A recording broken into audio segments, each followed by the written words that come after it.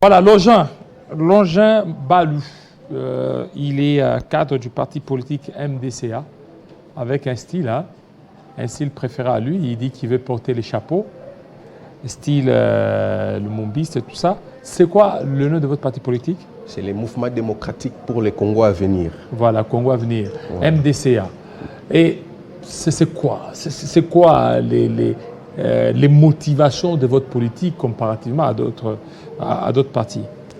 Merci d'abord de m'avoir honoré, de pouvoir m'inviter à ces grands plateaux pour pouvoir participer à cette émission. C'est pour moi un honneur et puis un sentiment de joie. Le MDCA, c'est un parti social-démocrate. C'est un parti qui prône la social-démocratie, allais-je dire. C'est un parti chrétien. C'est un parti qui a vu les jours dans la province du Haut-Katanga, précisément à Lubumbashi. C'est qui l'initiateur? L'initiateur de ce parti, c'est le très respecté, l'honorable Clément Kapanga Ibeki, qui a reçu une vision de la part de Dieu, mettant en place ces partis politiques qui prônent les valeurs chrétiennes. Vous savez, notre pays a été longtemps traîné dans les bourbiers. Il y a certains politiques vérés qui ont eu à passer dans la tête de nos différentes institutions, mais qui n'ont pas amené les pays là où les pays devraient se retrouver. Alors, il fallait quand même quelqu'un avec la vision reçue par Dieu, mettant les valeurs chrétiennes d'abord devant toutes les valeurs humaines, puisse quand même voir les jours. C'est-à-dire, le président Clément Kapanga a reçu une vision. Cette vision, c'est de pouvoir sauver les pays. Comment sauver les pays? En mettant en place une politique qui va devoir nous aider à nous faire sortir du bourbier. Parce que vous savez que les régimes qui nous ont précédés nous a laissé avec beaucoup de difficultés. Aujourd'hui, le peuple... Vous êtes des clubs de l'Union sacrée? Nous sommes de l'Union sacrée. Dans un premier temps, nous soutenons la vision du chef de l'État parce que le président Clément Kapanga ne s'est pas encore prononcé comme candidat président de la République. Comme c'est un parti nouveau qui venait d'être créé en 2022, qui n'a qu'une année, mais le parti est en train de s'étendre sur toute l'étendue de la République. Une année, jusque-là, vous êtes à Lubumbashi, à Kinshasa? Non, nous ne sommes pas seulement à Lubumbashi, ni seulement à Kinshasa, nous sommes déjà presque dans toute l'étendue de la République. Nous avions eu à implanter les partis sur les coins, dans tous les coins, les recoins du pays.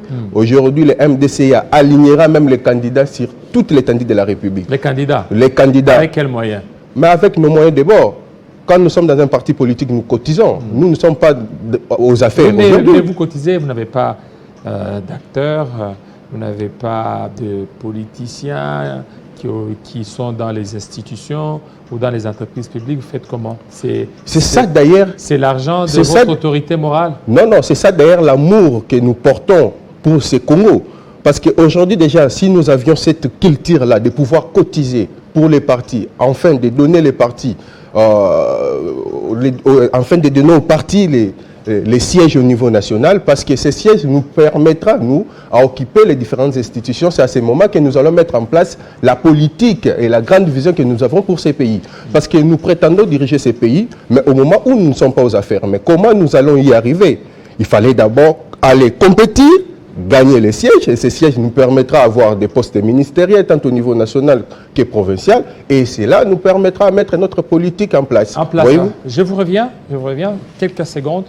Je prends la dernière livraison d'informations avec Héritier Tambois. Bienvenue. Merci beaucoup Jean-David, rebonjour à vous et bienvenue à cette dernière livraison de la Minute Info.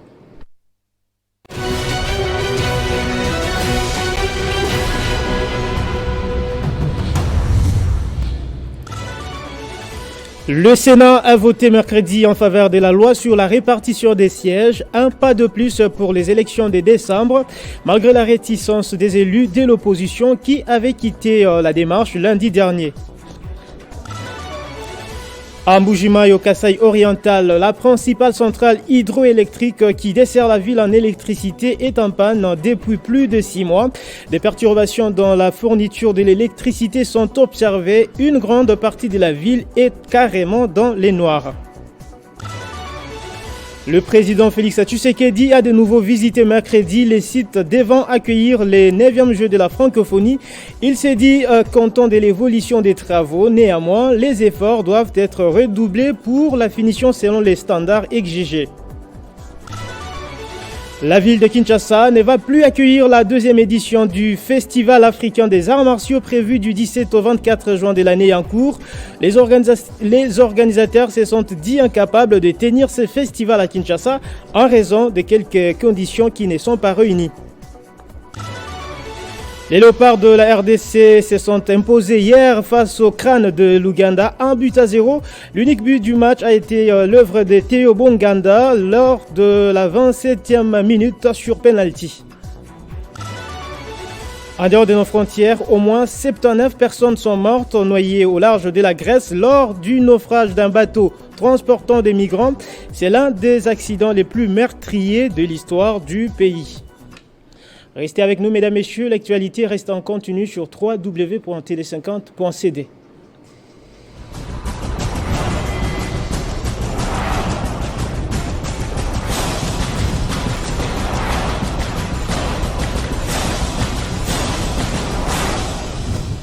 C'est sur Télé 50 et nulle part ailleurs.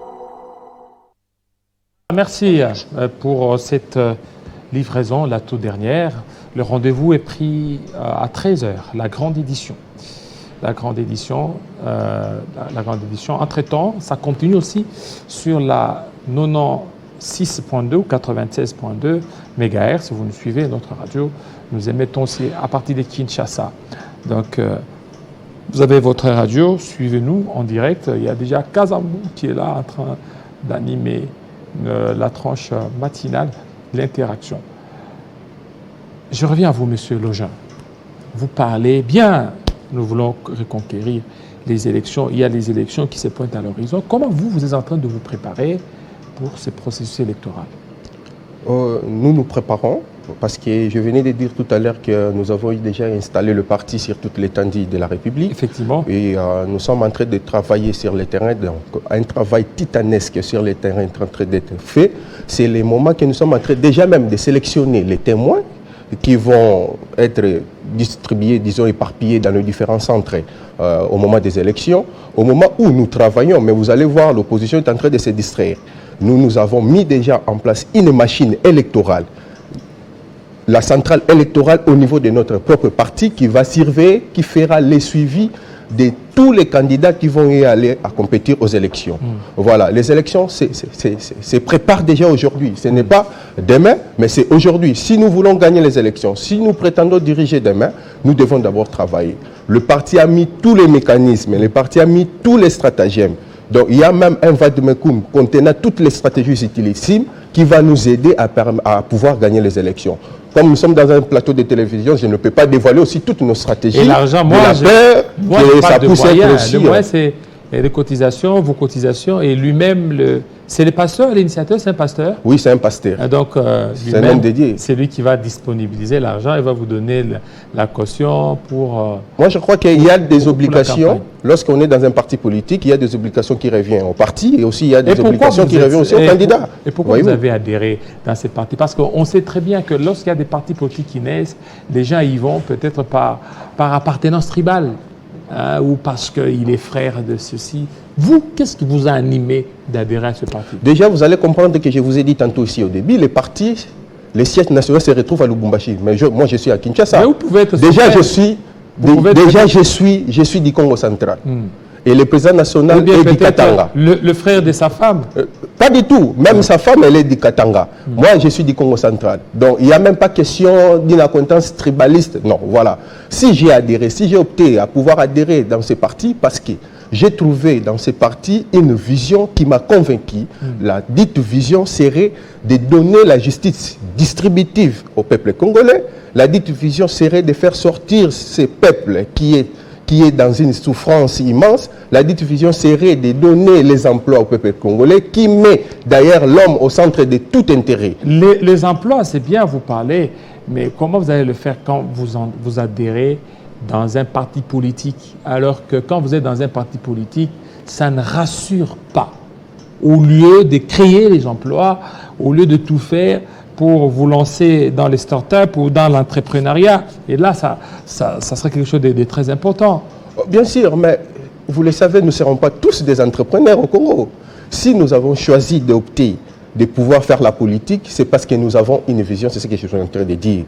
Parce qu'il y a eu un moment où nous avons vu dans notre pays, les politiciens nous ont trop utilisés, allez je dire.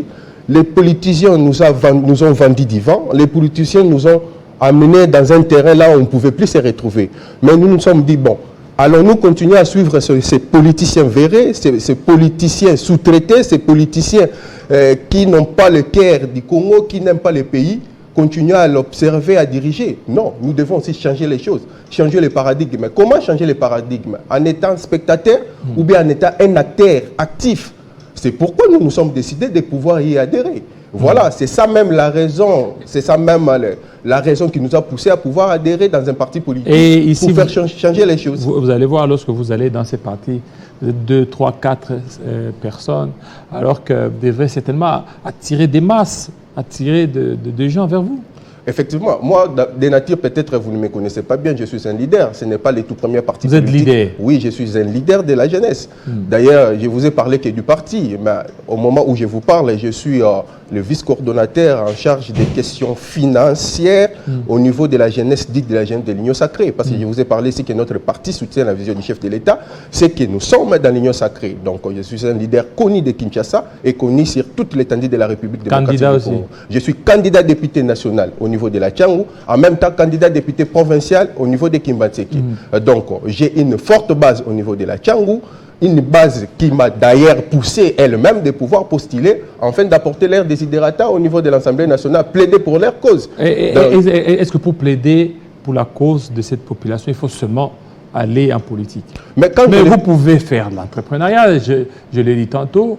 Donc vous êtes là, vous êtes dans l'entrepreneuriat. Parce que dans l'entrepreneuriat, vous pouvez engager 2 ou 3, 4 personnes. Mais en politique, quand vous êtes là, vous allez juste leur donner l'argent. Préso, vous descendez, vous leur donnez l'argent et puis c'est fini. Non, l'objectif n'est pas se retrouver seulement au niveau de l'Assemblée nationale plaider pour leur cas, mais donner aussi des solutions à leur cas, donner aussi des solutions à leurs problèmes. C'est-à-dire, lorsque je serai peut-être élu au niveau de l'Assemblée nationale... Bon, là, ce n'est pas encore la campagne, hein? Oui, oui. Ok, d'accord. Mais je disais, lorsque je serai élu et que je serai parmi les gens qui composeraient la majorité parlementaire, il s'avérait que peut-être le président de la République jetterait son dévolu à mon personne. Ça, c'est encore et je serai ministre. C'est au conditionnel. Alors, j'ai tout un programme, surtout au niveau de la jeunesse, que je mettrai en place justement pour aider cette jeunesse à évoluer, avoir des emplois. Alors, la jeunesse face à la politique, quelle est votre appréhension par rapport à ça? Est-ce qu'il faudra-t-il ou faudra à cette jeunesse d'aller se lancer en politique, ou il faut que cette jeunesse puisse changer un peu des paradigmes? Changer le paradigme, ça se fera non seulement en dehors d'être dans la politique. Parce qu'aujourd'hui, il y a toujours un adage qui se dit, hein, si tu ne t'occupes pas de la politique va s'occuper de toi. Et ce que moi je pouvais demander à la jeunesse de notre pays, c'est de pouvoir s'intéresser à la politique. Parce qu'aujourd'hui, si nous ne nous intéressons pas à la politique, nous laissons juste un groupuscule de gens qui continuent à nous diriger, sans que ces gens-là puissent avoir le cœur du Congo, sans que ces gens-là puissent aimer le Congo, mais nous laissons notre avenir en pâtir. C'est pourquoi nous devons saisir notre destin en main. Comment nous allons le saisir si nous ne sommes pas en politique? Comment nous allons saisir si nous ne sommes pas là où les décisions se prennent? Comment nous allons prendre des décisions fortes si nous ne participons pas là où les décisions se prennent? C'est pourquoi nous devons tous nous intéresser à la politique, parce que nous devons être là où les décisions se prennent et décider ensemble et mettre en place la politique devra nous permettre à faire sortir ce pays dans le bourbier. Voilà, à faire sortir ce pays dans les bourbiers. Monsieur Longin, aujourd'hui, Félix Tshisekedi tend à sa fin, son mandat tend à sa fin. Et vous, qu'est-ce que vous pouvez parler, qu'est-ce que vous pouvez dire pour ceux qui sont en train de vous suivre? Parce que les gens disent, les opposants disent que l'ennemi de l'actuel gouvernement, c'est son bilan. Moi, je vous dirais que c'est faux et archi-faux. Le bilan du président de la République jusqu'à ce niveau, il est positif. Positif en quoi? Si vous voulez, on peut aller secteur par secteur. Non, j'aimerais en gros passer. Mais d'une manière globale, je peux vous détailler, mais pas pourtant aller vraiment dans les fonds parce que nous n'avons pas assez de temps. Mais d'une manière un peu superficielle, je peux vous citer dans le secteur éducatif. Vous avez vu avant l'avènement de Félix Tshisekedi comment l'éducation était dans notre pays.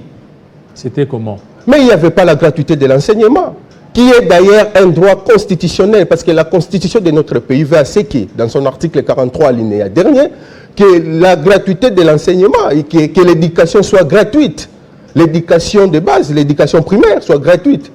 Mais cette disposition constitutionnelle n'a jamais été observée. C'est grâce à l'arrivée de Félix Tshisekedi comme président de la République que nous voyons cette disposition est mise en place. Et elle est matérialisée par le professeur Tony Mwaba. Vous allez comprendre qu'aujourd'hui, c'est grâce à cette gratuité de l'enseignement que nous avons pu ramener plus de 4 millions d'enfants, jadis qui étaient abandonnés sur le chemin de l'école. Mais aujourd'hui, ces enfants étudient gratuitement. C'est ça, c'est grâce à Félix Tshisekedi. Voilà, vous allez dire que ce n'est pas un bilan positif. Et pour le spectateur qui vient de nous envoyer un message, dites à votre avis, pourquoi il porte les chapeaux? C'est un style. C'est comme le fait que Tshisekedi portait beaucoup plus les monnières. Et vous, c'est quoi? Papa, lui, il avait un message. Vous, c'est quoi le message de votre chapeau? C'est un style vestimentaire. Style? Vestimentaire. Et donc, il n'y a pas de message par rapport à ça? Les cow-boys symbolisent pour moi... vous voyez, quand vous êtes sur le chevalier, il y a les cow-boys. Il y a tout un esprit derrière moi il y a qui un me pousse téléspectateur toujours qui me dit à avancer. Prochainement, il faut enlever les chapeaux. Là, je le ferai prochainement. Merci. Voilà, merci. Voilà. Un autre invité pour terminer. C'est tout de suite.